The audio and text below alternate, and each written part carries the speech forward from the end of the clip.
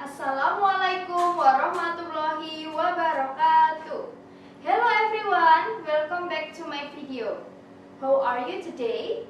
Are you feeling great today? Okay, before we study, let's say basmalah together. Bismillahirrahmanirrahim. Today, we will learn about alat gerak manusia. Nah, sebelumnya, pernahkah kamu mengamati bagaimana bentuk tulang kaki dan tangan kita?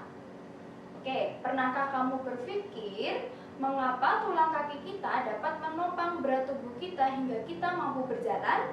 Atau pernahkah kalian menyadari mengapa tangan kita bisa mengangkat beban yang ada ketika kita memindahkan sesuatu dengan menggunakan tangan kita? Apakah semua anggota gerak pada tubuh kita memiliki fungsi yang berbeda-beda? Nah, dari cerita di atas kita akan mempelajari tentang alat gerak manusia. Pada bahasan kali ini, kita akan mempelajari tentang alat gerak manusia. Sebelumnya, kita pelajari dulu tentang rangka manusia. Rangka manusia memiliki beberapa komponen dalam rangka, yaitu yang pertama, rangka kepala.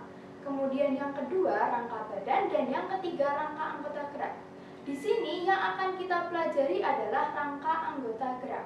Namun sebelumnya, kalian harus tahu apakah fungsi dari rangka? Nah, fungsi dari rangka pada manusia antara lain. Yang pertama, membentuk dan menegakkan tubuh.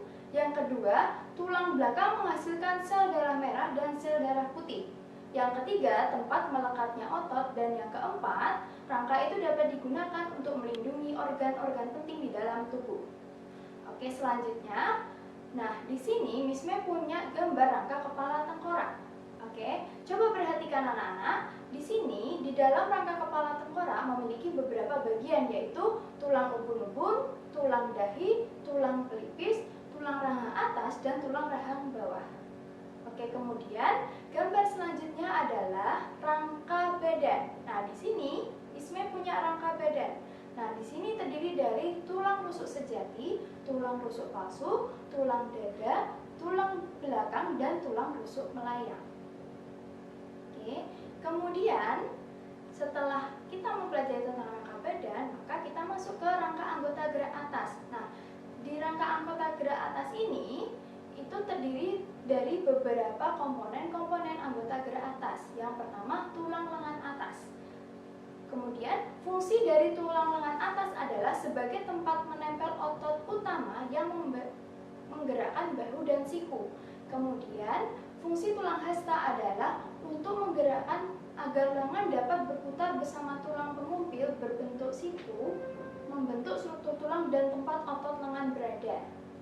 Kemudian, pada anggota gerak atas terdapat fungsi tulang pengumpil untuk memberikan struktur pada lengan sebagai tempat menempel otot lengan yang akan menggerakkan tangan bagian bawah. Kemudian, selanjutnya kita akan melihat fungsi dari pergelangan tangan. Nah, fungsi dari pergelangan tangan adalah sebagai alat gerak tangan, tempat menempel otot tangan dan penghubung antara tulang jari dengan tulang lengan atas. Kemudian, fungsi tulang lengan atas adalah sebagai tempat menempel otot utama yang menggerakkan bahu dan siku. Kemudian, pada rangka anggota gerak bawah yaitu kaki, seperti yang ada pada gambar ini. Nah, yang pertama bagian-bagiannya yaitu tulang paha.